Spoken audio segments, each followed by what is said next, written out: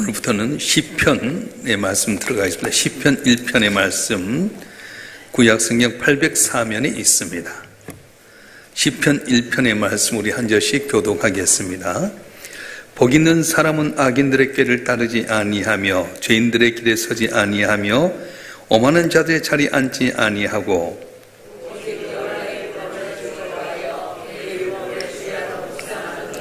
그는 시냇가 심은 나무가 철을 따라 열매를 맺으며 그 잎사귀가 마르지 아니한 같으니 그 하는 모든 일이 다 형통하리로다.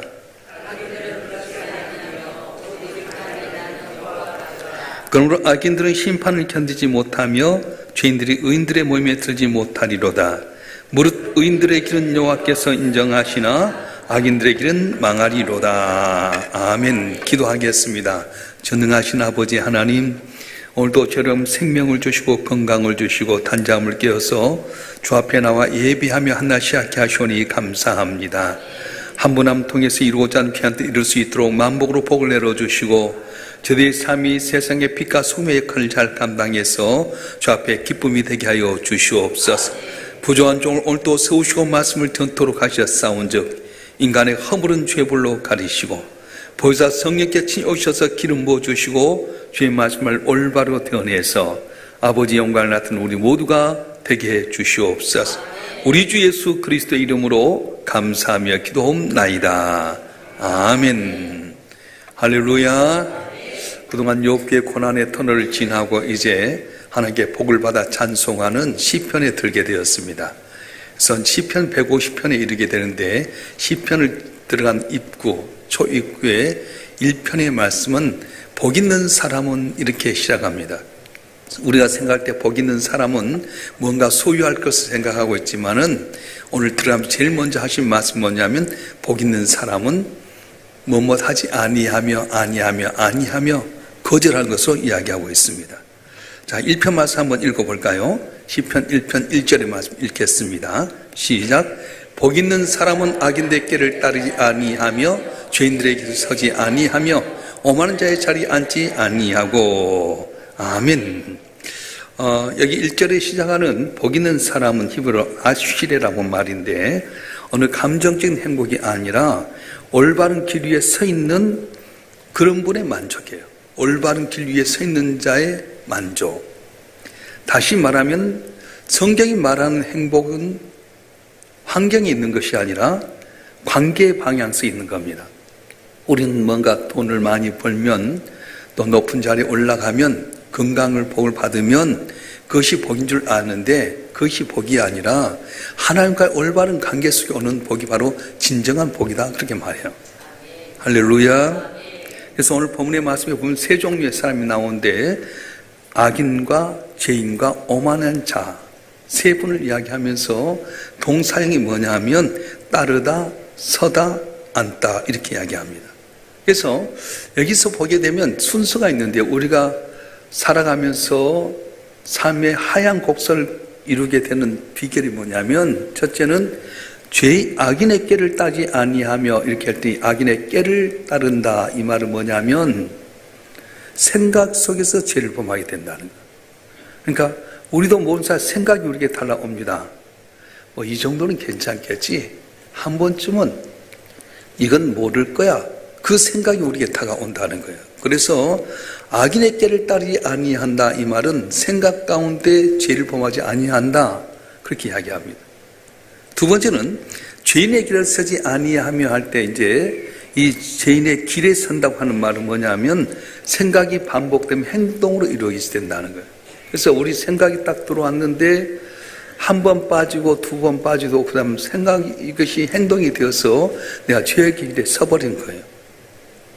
그 다음에 말한 것이 오만한 자리에 자지 앉지 아니하며 할 때 오만한 자의 자리에 앉다는 말은 무슨 뜻이냐면 이것이 이제 습관화가 돼가지고 반복적으로 이제 주님에 대해서 거부하고 믿음의 자리를 떠나버리는 것을 이야기합니다. 그래서 여기서 악인과 죄인과 오만한 자가 생각적인 면에서 오는 것을 털어버려라. 행동으로 있던 것을 끊어버려라. 그리고 습관적으로 불신앙적인 삶을 살았던 것을 떠나버려라. 그렇게 이야기합니다. 여러분, 복 있는 사람은 어떻게 해야 됩니까? 과감히 이런 걸 끊어버린 거예요. 다니엘과 사드락과 메삭과 아벳누고 3명의 친구가 바빌론 포로로 잡혀갔어요. 포로로 잡혀가서 내일 알지 못한 상황 가운데 사는데 그들이 느부갓네살 왕이 먹는 음식을 먹게끔 만들었어요. 왕에서 아주 왕이 먹는 진미를 먹게 되는데 이건 하나님 말씀에 따르면 부정적인 음식이잖아요.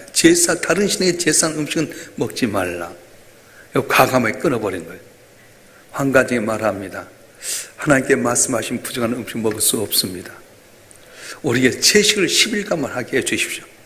그래서 왕의 음식을 먹는 자들과 우리를 비교해서 우리 얼굴이 혹시라도 초라하고 초췌하거든 왕의 음식을 먹지만 우리는 과감하게 하나님만 바라보고 끊겠습니다. 이런 담대한 믿음이 있을 때 하나님께 존귀케 만들어 주셨어요. 세상의 여러 가지 생각과 습관이라든가 흐름에 따라가면 안 된다는 거예요. 오직 주의 말씀을 항상 붙들고 살아갈 때 복 있는 사람이 될 줄로 믿습니다. 할렐루야. 그래서 거절은 단순히 거부하는 것이 아니라 더 큰 가치인 하나님을 선택하기 위한 준비가 된다고 말씀했어요. 뭔가 새로운 걸 담으려면 그를 깨끗이 해야 되는 것처럼 내 마음의 생각, 내 마음의 행동, 내 마음의 습관적인 불신앙을 끊어버려야 돼요. 마약에 중독된 사람이 거기서 벗어나지 못한 이유가 뭡니까? 거기에 매이면 절대 벗어나지 못합니다. 과감하게 끊는 작업이 있어야 돼요. 요새 TV에는 담배를 끊는 것도 PT, 퍼스널 트레이닝이 있어야 돼요. 개인적으로 교육을 받아야만이 담배도 끊게 되고요. 마약도 끊으려면 그들을 단절시켜서 해야 되는 것처럼 복 받는 데 있어서 장애가 된 걸 과감히 끊을 때에 하나님의 복이 임할 줄로 믿습니다. 할렐루야. 자, 그러면 복 있는 사람은 어떻게 하느냐? 2절 말씀 읽어보겠습니다. 2절 말씀 시작. 오직 여호와의 율법을 즐거워하여 그의 율법을 주하러 묵상하는 자로다. 아멘. 이제 아니하며 비움이 있었다면 이제는 묵상의 차원, 영적인 체험이 있어야 된다는 겁니다. 우리 마음은 진공 상태로 존재할 수 없습니다. 악인의 길을 몰아냈다면 그 빈자리에 하나님의 통치를 세워야 된다는 거예요. 그래서 여호와의 율법을 주야로 묵상하며 여호와의 말씀을 율법을 즐거워하며 그 말씀을 주야로 묵상한다고 하는데 많은 사람들이 말씀을 읽을 때 의무로 생각할 때가 많아요. 마지못해서 읽으라니까 읽는 건데 정말로 하나님의 말씀에 체험하게 된 사람은 꿀송이 같이 달다. 그래서 여호와의 말씀을 즐거워하며 그렇게 이야기합니다. 연애한 사람들을 보게 되면요, 옛날 연애 편지를 쓰게 되면 논리적으로 분석합니까? 그렇지 않습니다. 사랑하는 사람과 연애 편지를 쓰면 그걸 길고서 읽으면서 그에 담겨진 것을 음미하는 거예요. 그래서 여호와의 율법을 즐거워하며 그 율법을 주하러 묵상하는 자다 했던 것은 주의 말씀을 항상 묵상하고 되새김질하면서 즐거워하는 걸 말하게 됩니다. 주야로 묵상한다는 것은 양의 문제를 이야기한 것 아니에요. 양을 많게 하는 것이 아니라 아침 눈을 뜨자마자 주의 말씀을 읽고 밤에 잠자리에 들지도 말씀을 읽으면서 이 말씀의 뜻이 무엇인지를 깊이 되새김질할 때 내 삶이 변화가 되고 내 삶 속에 놀라운 능력이 나타나게 된다는 겁니다. 여러분, 내가 말씀을 읽는 것이 아니라 말씀을 나로 읽도록 만들어야 돼요. 상황이 나를 해석하도록 한 것이 아니라 말씀이 나의 상황을 해석하게 만들어야 됩니다. 예를 들어서 어려움이 있을 때 하나님, 왜 내게 이런 어려움이 있습니까?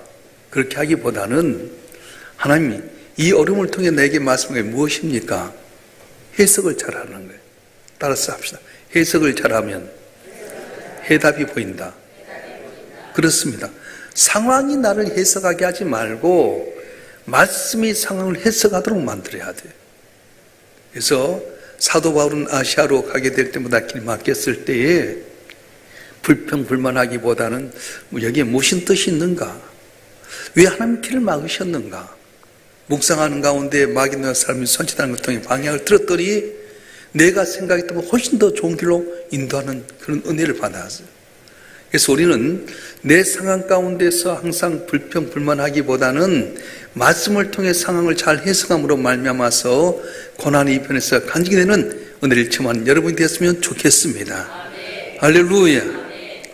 근데 여기에 보면은 시냇가 심은 나무가 시절을 쫓아 가시를 맺으며 그렇게 이야기했어요. 3절 말씀 읽어볼까요? 시작. 그는 시냇가 심은 나무가 철을 따라 열매를 맺으며 그 잎사귀에 마르지 아니한 같으니 그 하는 모든 다 형통하리로다. 아멘. 우리가 주의 말씀을 출구하며 주야로 묵상하게 되면 결과가 어떻게 되느냐? 시냇가 심은 나무처럼 된다는 겁니다. 그런데 심은다는 말은 뭐냐면 수동태로 돼서 심겨진 그런 뜻이에요. 나무의 운명은 어디에 있습니까? 심겨진 것에 따라 다릅니다. 시냇가라고 환경에 심겨지게 되면 거기에 뿌리를 내려서 아름다운 열매를 맺을 수 있는데 그 옮겨진 것이 내 힘이냐? 아니라는 거예요. 나무를 옮겨 놓는 분이 누구냐면 바로 전능하신 하나님, 농부 되신 하나님께서 우리의 삶을 시냇가로 옮겨주신다고 말씀하셨어요. 할렐루야. 야곱의 가정에 가나안 땅이 있었습니다. 가뭄이 힘들어서 먹지도 못하고 이제 죽을 수밖에 없을 때 애굽에 식량을 사러 갔어요. 그런데 거기 누구를 만납니까? 13년 전에 잃어버렸던 요셉을 만나게 됩니다. 요셉을 통해서 국무총리 된 요셉을 통해서 애굽의 고센 땅이라는 곳에 옮겨져 가지고 거기에서 400년 동안 세월 동안에 그들이 번성하는 은혜를 주셨어요. 내가 생각했던 방법과 하나님의 생각하는 방법은 전혀 다릅니다. 내가 여호와의 율법을 즐거워하며 그 말씀을 저로 묵상하게 될 때에 농부 되신 주님께는 나를 어디로 옮기시냐면 시냇가로 옮긴다고 말씀하셨어요. 내가 옮기는 것 아닙니다. 주님께서 옮겨주신 겁니다. 여러분 삶이 고난 가운데 있습니까? 이번 기회를 통해서 하나님께서 고난에서 행복과 즐거움의 차로 옮겨지길 주님 축원합니다. 질병 가운데 있습니까? 질병에서 건강의 차로 옮겨지길 주님 축원합니다. 여러분 자녀들이 얽혀 있습니까? 하나님께 여러분 자녀의 길을 착 풀려진 길로 심겨지는 은혜가 있기를 주님 축원합니다. 할렐루야. 그래서 시냇가에 심겨진 나무의 특징이 뭐냐면 잎사귀가 마르지 아니한 같다 그렇게 이야기합니다. 환경의 영향을 받지 않는 내면의 강건함을 이야기하게 되는데요. 세상은 어떻습니까? 경제가 좀 어렵게 되면은 시들해버리고요. 단계가 뒤틀려지게 되면은 다 틀어지게 됩니다. 요즘 정치권에서도 뭐 누구 장관 하나 세우려고 하는데 여러 가지 말이 많잖아요. 환경이 휩쓸리면 안 되는 거예요. 오직 주의 말씀을 즐거워하며 주야로 묵상하게 될 때에 시냇가로 옮기신 주님으로 말미암아서 어떤 상황 가운데 잎사귀에 마르지 않양같이 놀라운 은혜가 임하기를 주님 축원합니다. 축원합니다. 그래서 하나님 없는 인생은 뭐와 같냐? 겨와 같다 말하는 거예요. 시냇가 심은 나무, 근데 아기는 바람이 나는 겨와 같다 말합니다. 나무와 겨를 이렇게 비교하는데요. 나무는 어떻습니까? 무겁고 견고하고 생명이 있습니다. 그런데 겨는 가볍고 험하고 죽어 있습니다. 나무는 뿌리가 있어서 정착하지만 겨는 바람이 부는 대로 이리저리 휩쓸리게 됩니다. 성공한 것처럼 보여도 하나님 없는 인생은, 뿌리가 없는 인생은 심판의 작은 바람에도 흔적 없이 사라질 허무한 존재로 말하는 거예요. 오늘 잠깐 권력 얻고, 오늘 잠깐 물질 얻고, 오늘 잠깐 잘된 것 같아도 하나님과 깊은 뿌리가 없는 것은 바람이 나는 겨처럼 다 사라져버린 거예요. 저는 정치권에 이렇게 보면은 한때 잘 나갔던 분들이 뭐 어느 날 드러나지 않은 죄가 나면서 자살하거나 한순간 몰락한 거 봤습니다. 권력만 얻으면 다 된다? 그렇지 않아요. 하나님께 뿌리를 두지 않으면 바람이 나는 겨처럼 쉽게 휩쓸려 버리고 죽어버리는 인생이에요. 그러나 하나님께서 옮겨진 시냇가에 심은 나무는 시절을 쫓아 과실을 맺는 것처럼, 철을 따라 열매를 맺는 것처럼 놀라운 기적의 역사가 영영토록 번성하는 복이 있는데, 이런 복이 여러분 가운데 임하기 주여 축원합니다. 축원합니다. 우리는 지금 무엇을 쌓고 있습니까? 영원히 남을 열매입니까? 아니면 바람이 나는 겨와 같은 것입니까? 인생은 한 번의 여행이고 반드시 종착역이 있습니다. 그래서 우리가 주님 앞에 섰을 때 자기가 칭찬받는 성도가 되었으면 좋겠습니다. 할렐루야. 자, 5절과 6절을 보게 되면 마지막 종착역에 갔을 때 극명하게 나눠주게 되는데요. 한번 읽어볼까요? 5절과 6절의 말씀 시작. 그러므로 악인들은 심판을 견디지 못하며 죄인들이 의인들의 모임에 들지 못하리로다. 무릇 의인들의 길은 여호와께 인정하시나 악인들의 길은 망하리로다. 아멘. 여기서 심판이라고 하는 최후의 심판만을 의미하지는 않습니다. 순간순간 찾아오는 진리의 시험 때 안에서 하나님 없는 가치관 무너지게 될 것이고 죄인들은 의인의 모임에 들지 못한다. 순간순간마다 하나님께서 평가하신다는 거예요. 죄인이 의인의 회중에 들지 못합니다. 영원한 천국의 자리에 들어오지 못하는 거예요. 나는 보잘것없고 병것없고 가진 것 없을지라도 여호와의 말씀을 즐거워하며 주야로 묵상하고 주님께서 시냇가로 옮겨진 나무처럼 살아가게 되면 주의 영원한 의의 반열에 천국에 들어가게 되는데 주 예수를 나의 구주로 믿고 그분의 불을 깊게 내린 여러분 한 분 한 분은 이 땅에 살 때도 열매를 맺게 될 뿐만 아니라 천국에 하는 은혜가 있어질 줄 믿습니다. 할렐루야. 그래서 오늘 6절의 중요한 결론은 뭐냐면 의인들의 길은 여호와께 인정하시나 이렇게 말씀하셨어요. 인정하신다는 말을 히브리어 야다라고 하는 말을 하는데 안다는 거예요. 부부간의 이불 속에 살아가는 것처럼 다 아는 걸 이야기하는데 우리가 눈물을 흘리고 있는 것 주님 알고 계십니다. 내가 헌신한 것 남은 몰라도 압니다. 내가 희생한 것 남을 못하도 하나님 다 알고 계시다고 말씀하셨어요. 그래서 우리는 세상 삶 날 몰라줘도 주님 알면 끝나지 않습니까? 마침내 결과는 주님이 평가하시는 거예요. 저 여러분 한 분 한 분 살아갈 때 오늘의 현실이 힘들고 어려울지라도 나를 알고 계신 주님께서 내가 눈물로 기도하는 것, 내가 최선을 다해 섬기는 것, 내가 주 앞에 하나의 썩어진 미랄처럼 희생하는 것 다 보고 알고 계신 주님께서 갚아주리라 믿습니다. 믿습니다. 그래서 시편 1편은 제3의 길이 없어요. 악인의 길이든지 의인의 길이든지 둘 중에 하나지 양쪽 다리 거치는 회색지대 길은 없습니다. 여러분 악인의 길을 듣고 있습니까? 아니면 여호와의 율법을 읊조리고 있습니까? 바람이 나는 가벼운 교회의 삶을 살고 있습니까? 아니면 시냇가에 뿌리를 내린 생명력 있는 나무로 살고 있습니까? 오늘 시간 다시 한번 우리의 뿌리를 한번 점검해 보십시다. 예수 그리스도라고 하는 생명 시냇가에 뿌리를 내리고 살아가면 더딘강같이 먼저 되기도 하고 나중에 으뜸되게 되는 역사가 일어나는데 여러분 한 분 한 분이 세상 유혹에 흔들려서 빠진 것이 아니라 예수는 생명의 근원의 뿌리를 깊게 내려서 그분을 통해서 열매를 많이 맺어서 주 앞에 영광 돌리고 여러분 삶이 복의 근원되어 그리스도의 향기를 나타내는 복된 삶이 되실 줄 축원합니다. 축원합니다. 기도하겠습니다.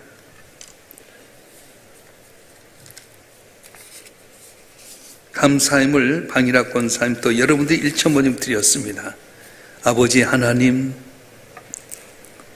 욥기의 긴긴 고난의 터널을 지나고 이제 시편 하나님께 복 주셔서 찬양하는 주님 의지하는 시편으로 들어왔는데 복 있는 사람은 악인의 길을 따르지 아니하며 죄인의 일에 서지 아니하며 오만한 자리에 앉지 아니한다고 했습니다. 한 말씀 가운데 버려야 될 것이라면 다 버리게 하여 주시옵소서. 내 생각 버리게 하여 주시옵소서. 내 행동들 변화되게 하여 주시옵소서.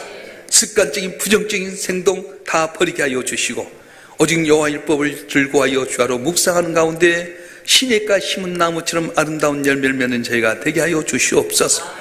내 힘대로 할 수 없습니다. 인간의 생사복을 주장하신 하나님께서 오늘도 사모한 성도를 한 분 한 분을 시냇가로 옮겨지게 하여 주셔서 저를 따라 아름다운 열매를 맺는 것처럼 우리 삶이 아름다운 열매 맺게 하여 주시고 영영토 기억이 남는 복된 삶이 되게 해 주시옵소서.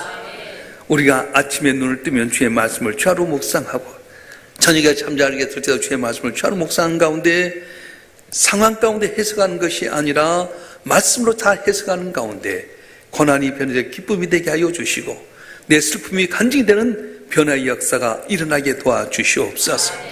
이 시간 마음의 손을 갖고 입술로 구할 때마다 하나도 떨어지지 않게 하신 하나님의 은혜로 말미암아 열매 맺게 하여 주시고 우리의 삶이 주의 그리스도의 향기를 나타내는 간증자가 되게 하여 주시옵소서. 마음과 뜻과 정성을 다해서 감사 예물로 일천번으로 드려 싸운즉 예물 기뻐 받아 주시고 저들의 소원이 응답되게 하여 주시고 오늘도 우리 가운데 역사하신 하나님의 영광을 찬양하는 귀한 성도들 되게 해 주시옵소서. 슬픔 당한 가정이 있습니다.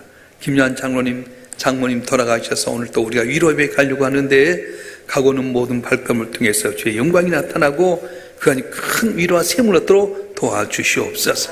거룩하신 예수 그리스도의 이름으로 간절히 기도하오며 이제는 우리 주 예수 그리스도의 은혜와 아버지 하나님의 극진하신 사랑과 성령님의 감화 감동 이로 충만 교통하심이 주님 앞에 나와서 새벽기단 쌓고 주님께 영광 돌리는 주님의 사랑하는 자들을 한 분 한 분 위에 우리 일산 명성교회와 우리의 조국 대한민국 위에 지금부터 영원토록 함께 하시기를 간절히 축원하옵나이다. 아멘.